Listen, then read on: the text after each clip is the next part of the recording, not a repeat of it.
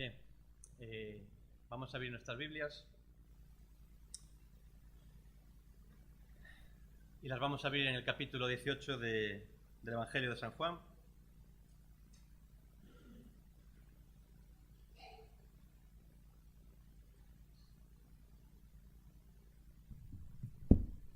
La lección que nos toca en esta mañana es la escena de Jesús y Anás. Entonces vamos a leer dentro del capítulo 18 los versículos 12 al 14 y después saltaremos y os leeré del 19 al 24. Dice así la palabra, versículo 12. Entonces la compañía de soldados, el tribuno y los alguaciles de los judíos prendieron a Jesús y le ataron. Y le llevaron primeramente a Anás, porque era suegro de Caifás, que era sumo sacerdote aquel año. Era Caifás el que había dado el consejo a los judíos de que convenía que un solo hombre muriese por el pueblo. Ahora vamos a saltar al versículo 19. Y el sumo sacerdote, es Anás, el que preguntó a Jesús acerca de sus discípulos y de su doctrina. Jesús le respondió: yo públicamente he hablado al mundo, siempre he enseñado en la sinagoga y en el templo, donde se reúnen todos los judíos, y nada he hablado en oculto. ¿Por qué me preguntas a mí? Pregunta a los que han oído, que les haya yo hablado. He aquí, ellos saben lo que yo he dicho. Cuando Jesús hubo dicho esto, uno de los alguaciles que estaba allí le dio una bofetada, diciendo: ¿así respondes al sumo sacerdote? Jesús le respondió: si he hablado mal, testifican que está el mal. Y si bien, ¿por qué me golpeas? Anás entonces le envió atado a Caifás, el sumo sacerdote. Antes de entrar un poco de hacer un resumen de la biografía de Anás, es decir, de indagar en quién era este Anás, creo que es necesario que os haga una breve introducción de los tiempos que estaba viviendo Jesús. Digamos, qué tiempos políticos, qué tiempo, cómo estaban los israelitas. Desde hacía cientos de años, el Imperio Romano dominaba a los judíos. Aún así, a diferencia de otros reinos que habían luchado contra los israelitas, el Imperio Romano se caracterizaba por respetar las costumbres religiosas de los pueblos que conquistaba. De hecho, los judíos gozaban de libertad de culto. Ellos podían seguir alabando a Dios en las sinagogas y en el templo de Jerusalén. Y es más, los romanos permitían que los judíos también tuviesen una especie de tribunal religioso. Este tribunal religioso, que ya llevaba también cientos de años funcionando, es conocido como el Sanedrín. En este tribunal, el Sanedrín, pues confluían bastantes líderes religiosos judíos de la época y tenían competencia para juzgar todas las infracciones de la ley de Moisés. Cualquier cuestión religiosa que afectase a la ley de Moisés o a lo que venían en los escritos de los profetas, los romanos les permitían a estos líderes religiosos judíos que lo juzgasen. Y es entonces ya, pues después de hacer un poco, para que nos pongamos en situación, para entender, ¿no?, cómo funcionaba el sistema en aquel entonces, es entonces cuando os voy a hablar un poco de quién era este Anás. Cuando Jesús fue arrestado, fue detenido, realmente quien era el principal sumo sacerdote, el jefe del Sanedrín, de este tribunal religioso, no era Anás, era su yerno Caifás. Pero ¿por qué le llevaron a Anás? ¿por qué no le llevaron directamente a Caifás? Pues indagando un poco en los comentarios, en los historiadores, resulta que Anás había sido durante 9 años el principal sumo sacerdote, había sido el presidente, digamos, del Sanedrín. Y en este momento era Caifás, su yerno. Pues simplemente le llevaron ante Anás por el gran prestigio, por la influencia, el gran poder que todavía ostentaba. Era como un reconocimiento. Entonces estamos ante un personaje muy influyente. Y es más, posteriormente a Caifás, la presidencia del Sanedrín la ocuparon 2 hijos de Anás. Caifás había casado con una hija de Anás, y posteriormente 2 hijos de Anás ocuparon este puesto. Y Anás aparece también en el libro de Hechos, cuando detienen a Pedro por testificar sobre Cristo, por predicar el Evangelio. También aparece mencionado Caifás y también aparece Anás. Y la mayoría de los historiadores consideran que Anás realmente era el que cortaba el bacalao. Es decir, entonces era muy importante este interrogatorio, supuestamente, porque ahora vamos a ver que realmente esto era un paripé. Bien. Y me preguntaréis, ¿y por qué era esto un paripé? Pues leamos el versículo 14. Volvamos a leerlo. Era Caifás el que había dado el consejo a los judíos de que convenía que un solo hombre muriese por el pueblo. Ellos ya habían decidido, todo el Sanedrín habían decidido que Jesús tenía que morir. Y entonces me preguntaréis, y entonces si ya habían decidido que tenía que morir, ¿por qué tenía que pasar por el interrogatorio con Anás? ¿Por qué después tuvo que ir junto a Caifás? Luego acabó al final de todo delante de Poncio Pilato. Pues los líderes religiosos querían darle una apariencia de legalidad a todo el proceso, a todos los interrogatorios a los que sometieron a Jesús. Era una comedia burlona, es decir, era un paripé, como dije anteriormente.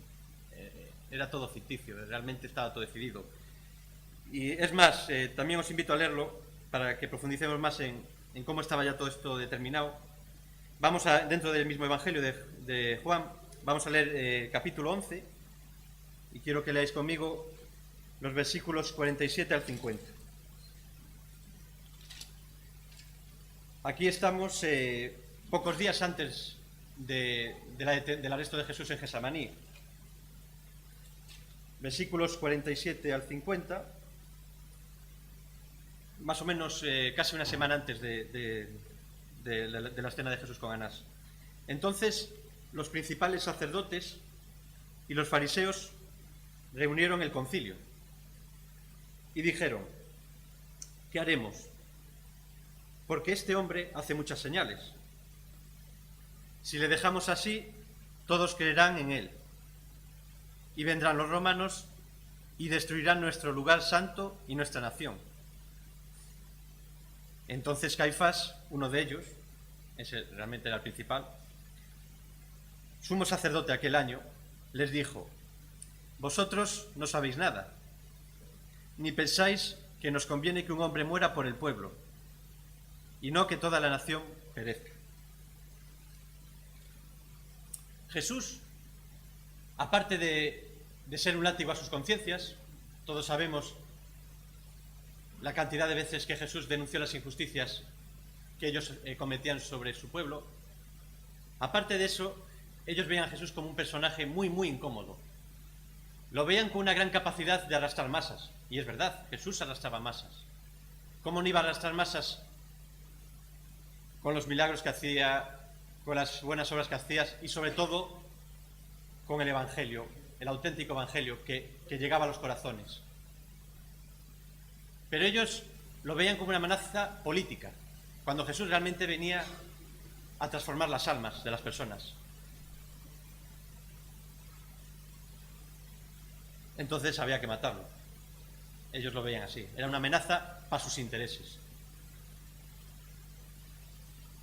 Entonces, después de esta introducción, pienso que para que nos hayamos puesto un poco en contexto en la situación en los tiempos que vivía Jesús, ahora vamos al diálogo de Jesús con Anás. Versículo 19. Y el sumo sacerdote preguntó a Jesús acerca de sus discípulos y de su doctrina. Dos preguntas que le hace Anás. La primera sobre sus discípulos y la segunda sobre su doctrina. Para que Jesús pudiese ser condenado a muerte por ser líder de una rebelión, todo líder tiene que tener unos seguidores. Entonces, esta pregunta tenía también ese sentido. ¿Dónde están tus discípulos, tus seguidores? Ellos lo sabían. Era una pregunta un poco hipócrita, porque cuando arrestaron a Jesús, la palabra nos dice que sus discípulos lo abandonaron, huyeron, menos Pedro, que lo siguió de lejos. Y algunos pues sostienen que también Juan. Entonces, realmente Anás sabía que sus discípulos lo habían abandonado. Entonces, digamos que también esta pregunta tiene una finalidad de quemarle la moral a Jesús, de que se desanimase. Es como que le está diciendo, mira, tus seguidores te han abandonado, te han dejado tirado. Y la segunda pregunta, sobre la doctrina. Ellos ya tenían determinado que Jesús tenía que morir, lo hemos visto, lo hemos leído. Una semana antes lo habían acordado. Pero ellos querían que Jesús, por su propia boca, dijese que él era el Mesías. Entonces, esa pregunta buscaba que él lo dijese para ellos ya poderle acusar de hereje, de blasfemo, de ir contra la ley de Moisés y así ya tener argumentos para condenarle a muerte. Era también una pregunta hipócrita. Pero curiosamente no le preguntaron por sus muchos milagros, ni le preguntaron por sus buenas obras. No, todo el bien que Jesús había hecho no les interesaba. ¿Qué le respondió Jesús? Pues respecto a la pregunta sobre sus discípulos, Jesús no respondió. Y respecto a la pregunta sobre su doctrina, que analizaremos más adelante, Jesús respondió indirectamente. Respondió de una manera parecida a como hacemos muchas veces los gallegos, que cuando nos preguntan, pues respondemos con una pregunta o nos vamos por las ramas, ¿no? Entonces, vamos a analizar el porqué de estas respuestas de Jesús o del silencio de Jesús en la primera. Jesús tenía todo el derecho del mundo a no contestar. En primer lugar, este interrogatorio era ilegal por dos razones. Primero, los interrogatorios no se podían hacer de madrugada. Y este interrogatorio se hizo a altas horas de la madrugada, y sigue pasando 2000 años después. Todos los juicios, las sesiones, pues se hacen por las mañanas. Y bueno, podemos entender que se hicieran por las tardes, pero en aquella época estaba prohibido hacer interrogatorios por las noches. Y en segundo lugar, Anás no tenía competencia legal para interrogar a Jesús. Y Jesús no estaba obligado a contestarle. Es verdad que Anás gozaba de un gran prestigio, porque había sido el principal del Sanedrín, pero ya no lo era. Y realmente también esto era una ilegalidad. Ahora bien, pienso, y también lo he visto que bastantes comentaristas bíblicos opinan lo mismo, que realmente Dios no contestó a la pregunta sobre... Esto es discutible, lógicamente. Pienso que Jesús no respondió por lealtad, por fidelidad a sus discípulos. Jesús tenía todo el derecho del mundo a contestarle a Anás, mira, es que realmente me han abandonado, me han dejado tirado. Y es verdad, es lo que ocurrió. Y es más, en ese momento Jesús sabía que Pedro le estaba negando. Y es totalmente entendible. Yo creo que muchos de los que estamos aquí estamos en esa escena y podríamos haber dicho tranquilamente eso. Me han dejado tirado. Pero Jesús fue leal, fue fiel. Sus discípulos le fallaron, pero él se mantuvo fiel. Y no solo eso, sino que, como nos relatan también los evangelios, cuando Jesús resucitó y se apareció a los discípulos, no les recriminó nada. Tenía todo el derecho del mundo. Yo creo que, oye, ¿por qué me habéis dejado tirado? Es normal. Y Jesús, cuando se les apareció, no les recriminó nada. Cuando Pedro negó a Jesús, cuando los discípulos lo abandonaron, cuando yo le fallo a Jesús, cuando tú le fallas a Jesús, Cristo no siente odio por ti, no siente odio por mí. Cristo, Dios, odia el pecado, pero siente tristeza cuando nosotros pecamos. Pero Dios no nos odia. ¿Y nosotros? Cuando nos fallan, cuando nos hacen daño, ¿qué actitud tenemos? ¿Buscamos devolvérsela?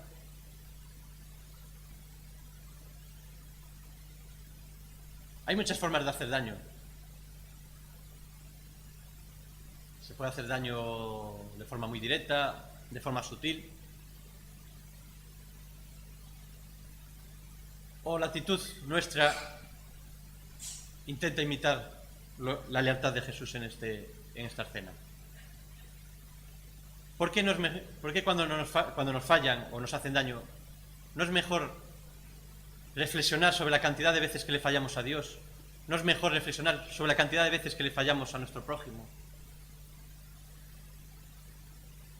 Y estoy convencido que cuando hacemos eso, realmente somos más comprensivos con los fallos de los demás. Y no solo eso, si tenemos esa actitud, el rencor no se anidará, no echará raíces en nuestro corazón. Imitemos a Jesús. Continuamos.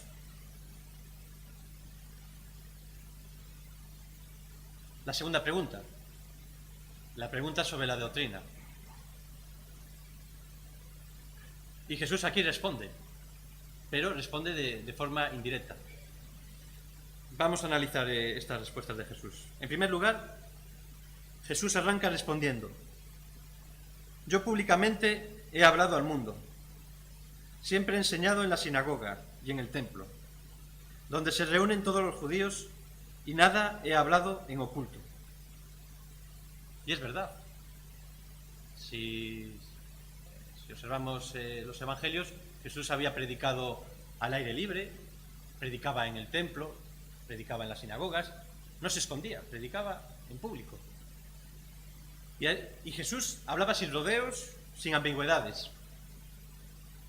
Él cuando hablaba tenía plena certeza de lo que decía. No tenía nada que ocultar. En segundo lugar,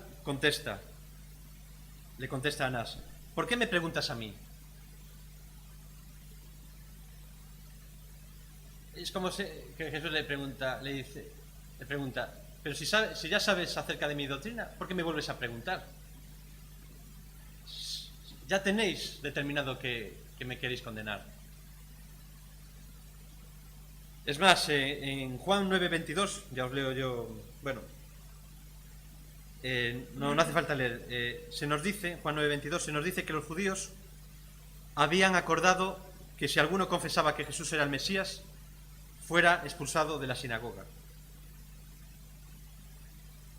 Lógicamente Jesús, cuando le pregunta, le contesta con otra pregunta: ¿por qué me preguntas a mí? Si ya habéis decretado que cualquiera que que reconozca que yo soy el Mesías, sea expulsado de una sinagoga, ¿a qué viene esta pregunta? Anás le había hecho una pregunta hipócrita. Y por último, en tercer lugar,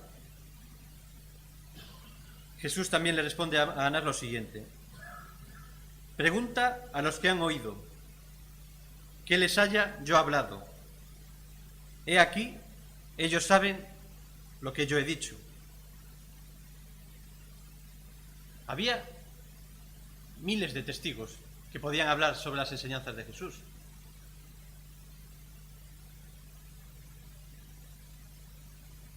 Realmente, si esos testigos no fueran falsos, porque, bueno, hay pasajes que hablan de que esta gente buscaba testigos falsos para acusar a Cristo.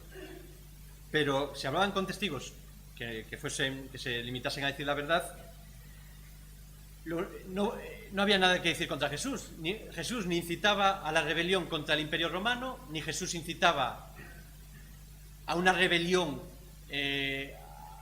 contra los líderes religiosos. Es verdad que Jesús denunciaba las injusticias que ellos cometían, pero no llamaba a una revolución contra tampoco los líderes religiosos, y menos contra el Imperio Romano.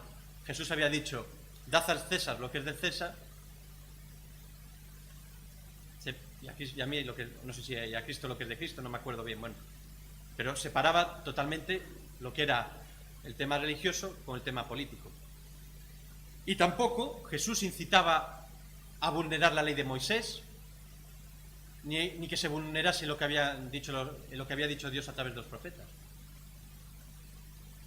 De hecho, en Mateo 5:17, Jesús les dice, en el Sermón del Monte dice: no penséis que he venido para abrogar la ley.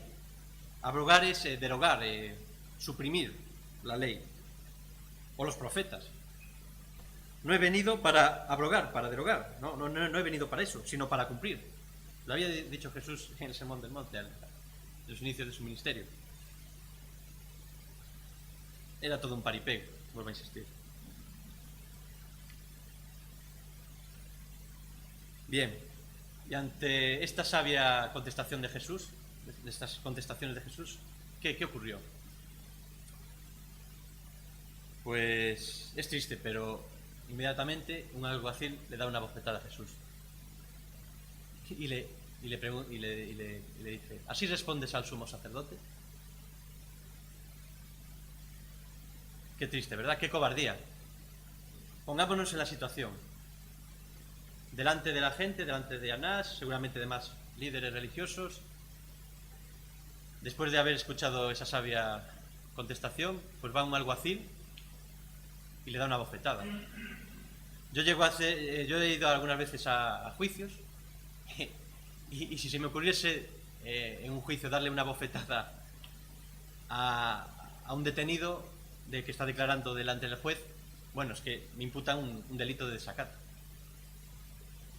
Y es verdad que he ido a juicios de gente que ha estado acusada de homicidio, ¿no? Y Jesús, que no tenía pecado ninguno, que no había hecho, que era inocente totalmente, pues recibe una bofetada de este alguacil. Pero lo que más tristeza da es que Anás permitiese eso. Anás se complació. No le recriminó al alguacil esa actitud. Lo vio bien. Y eso es aún más lamentable. Y estos eran los líderes religiosos que gobernaban, que estaban en esta época. Era lamentable todo. ¿Cuántas contradicciones observamos en la vida, verdad? ¿Cuántas injusticias? Vemos a delincuentes que han cometido viles asesinatos, o otros que roban millones de euros impunemente y no pasa nada. Pero a Dios le duele. Y Dios sabe lo que es sentir esa rabia de ver la injusticia. De hecho, Jesús lo estaba sufriendo en sus propias carnes. Él que había siempre hecho el bien, estaba sintiendo la humillación, la burla. A Jesús le dolió más que la bofetada, lo que le dolió. El sufrimiento mayor no fue esa bofetada, eso fue un simple dolor físico, fue la burla, el desprecio, el notar tanta maldad a su alrededor. eso tuvo que... Me intento poner intento poner en la piel de Jesús y es difícil, ¿no? Y encima había sido abandonado por sus discípulos, que eso yo creo que aún le tuvo que doler más. Bien, lecciones que saco yo de estos versículos que acabamos de leer, del 20 al 23. Dos grandes lecciones que quiero compartir. ¿Por qué Jesús sufrió todo esto? Aquí en el interrogatorio de Anás es una parte del sufrimiento que tuvo que aguantar Jesús, pero luego aún tuvo que sufrir más. ¿Y por qué lo hizo? Pues lo hizo por cumplir la voluntad de su Padre, pero también lo hizo por amor a ti y a mí. Dios nos ama. Y esto nos debe dar gozo, nos debe hacer salir de aquí renovados, con ilusión, gozosos. Es posible que hayas sentido el abandono o que te han fallado amigos, familiares. Es muy posible. Es más, yo pienso que a todos los que estamos aquí alguien nos ha abandonado, nos ha fallado en algún momento. Que sepas que Jesús también sintió el abandono de sus amigos, de sus discípulos. Le fallaron. E incluso Pedro, que le seguía de lejos, le estaba negando en esos momentos. Es posible también que por hablar del Evangelio, que por tratar de vivir conforme a la voluntad de Dios, pues muchas veces te hayas sentido ridiculizado, menospreciado, ignorado, e incluso, en algunas ocasiones, incluso hasta odiado. Que sepas que Jesús, por predicar la verdad, el Evangelio de la verdad, lo pagó hasta la muerte.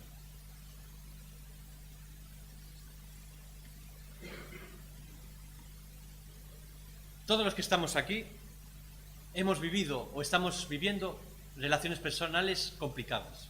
Estoy convencido. O las hemos vivido o en estos momentos las estamos viviendo. Estamos viviendo relaciones personales complicadas, deterioradas. Muchas veces no es culpa nuestra, otras sí. Las cosas se complican también muchas veces por nuestra culpa. Esas relaciones complicadas, deterioradas, las podemos tener en nuestra familia, en nuestros estudios, en nuestro trabajo, en la iglesia, en nuestros círculos de amistad, con nuestros vecinos. Pensemos, miremos a nuestro interior. Si te sientes triste, si te sientes decepcionado, ¿quién no se ha sentido solo, menospreciado, odiado, ignorado, poco valorado? Todo eso, que estos sentimientos los hemos tenido todos. Pues es bueno saber que Jesús los sufrió también por amor a ti y a mí. Cuando tú sufres, debe confortarnos saber que Dios también sufre.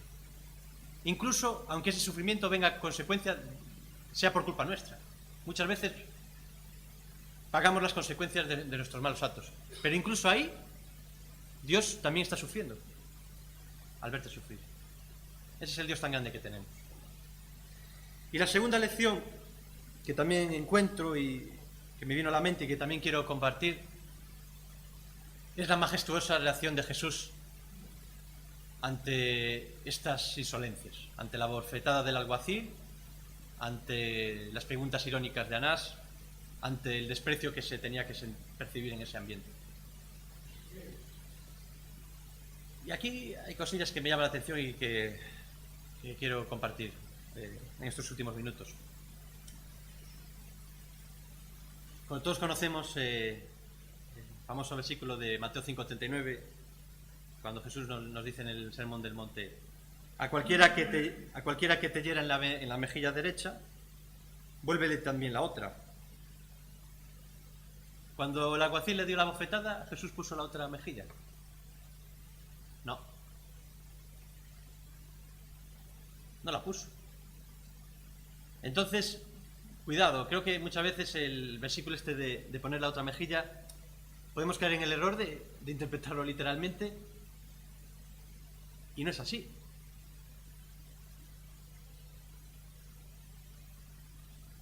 Este versículo va en el sentido de que si nos hacen daño, debemos buscar la reconciliación, debemos buscar la paz en la medida de lo posible, como también nos decía Pablo en una de sus epístolas, pero hay que mantener la dignidad.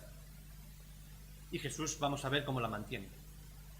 Y tampoco debemos reaccionar en el polo opuesto, de forma agresiva, violenta, que Jesús, humanamente hablando, estaba totalmente legitimado para hacerlo. Estaba totalmente legitimado. ¿Quién más que él? Pablo nos dice en Romanos 12:19: no os venguéis vosotros mismos, amados míos, sino dejad lugar a la ira de Dios, porque escrito está: mía es la venganza, yo pagaré, dice el Señor. Jesús reaccionó de la siguiente forma: si he hablado mal, le dice, si he hablado mal, testifica en que está el mal. Y si bien, ¿por qué me golpeas? Jesús recrimina esa actitud. ¿Pero cómo lo hace? Pues lo hace contestando de una forma mansa, pacífica, razonable, pero con contundencia, manteniendo la dignidad. Y yo, reflexionando a mi vida, pues tengo que reconocer que cuántas veces he actuado en los otros dos polos. Y vosotros también os invito a que reflexionéis. Reflexionar en escenas de vuestra vida. Y cuántas veces yo tengo que reconocer que cuando me han hecho daño, cuando me han hecho daño, pues o bien me he callado cuando no tenía que callarme, porque hay veces que hay que contestar, o bien he contestado de forma desproporcionada. Y ni lo uno ni lo otro. Y lo que aprendo aquí en Jesús es que él, el punto medio, manteniendo su dignidad, pero de forma razonada, mansa. Y esto no es difícil, no es fácil, pero tenemos al Señor y debemos pedirle ayuda a caer en estas actitudes lo menos posible. El punto medio. Y ya acabamos. Versículo 24. Anás entonces le envió atado a Caifás, el sumo sacerdote. A pesar de que Jesús era un acusado pacífico, desde que lo habían arrestado en el huerto de Getsemaní, no había hecho ninguna actitud agresiva. Pues a pesar de eso, lo trajeron a Anás atado, y Anás lo envía a Caifás atado. Qué humillación, ¿verdad? Realmente, yo pensando en mi trabajo, cuando se lleva a alguien, cuando se detiene a alguien, pues las esposas en las manos se les suelen poner si hay riesgo de que esa persona se fugue, o si esa persona ha cometido un delito pues bastante violento. Pero se procura pues incomodar lo menos posible al detenido, el humillarlo. Y Jesús realmente no era una vergüenza que lo tuvieran atado, era una auténtica vergüenza. Y en esta escena encuentro un simbolismo espiritual con el que quiero acabar y que quiero compartir con vosotros. Al ver a Jesús atado, encuentro el simbolismo de que Jesús fue atado para liberarnos de la culpa y del pecado. Nosotros teníamos que estar atados allí, pero Jesús se dejó atar para liberarnos de la culpa y el pecado. En esta mañana es posible que haya alguna persona que se esté dando cuenta de que lleva toda su vida atada a la culpa y al pecado. Quizás has intentado muchas veces liberarte de esas ataduras que te mantienen encadenado, pero no has podido. Y no has podido porque quizás no has podido porque nunca en tu vida has decidido confiar de corazón en Cristo. Nunca en tu vida le has dicho: Señor, me arrepiento, reconozco que por mis medios no puedo hacer nada. Como dice Jesús, separados de mí nada podéis hacer. Yo te invito en esta mañana a que dejes que Cristo corte las ligaduras que te mantienen atado. Él es el único que puede liberarte del pecado y de la culpa que el pecado conlleva. Pero tienes que dejarlo. Y en esta mañana, y yo en este grupo me incluyo, reflexionemos sobre nuestras vidas y realmente, analizando nuestra vida espiritual, ¿cuántos obstáculos le ponemos a Jesús, le ponemos a Cristo para no avanzar en nuestra vida espiritual? ¿Qué obstáculos le estamos poniendo a Jesús? Cuando salgamos de aquí, pues os invito a que reflexionemos. ¿Por qué nuestra vida espiritual, a los que ya hemos dejado que Cristo nos cortase las ligaduras, nos desatase, qué obstáculos en nuestras vidas le ponemos a Jesús para que no avancemos? Yo creo que bastantes. Unos más que otros, pero todos estoy convencido que tenemos ahí cosas que impiden que avancemos. Hasta aquí la palabra del Señor.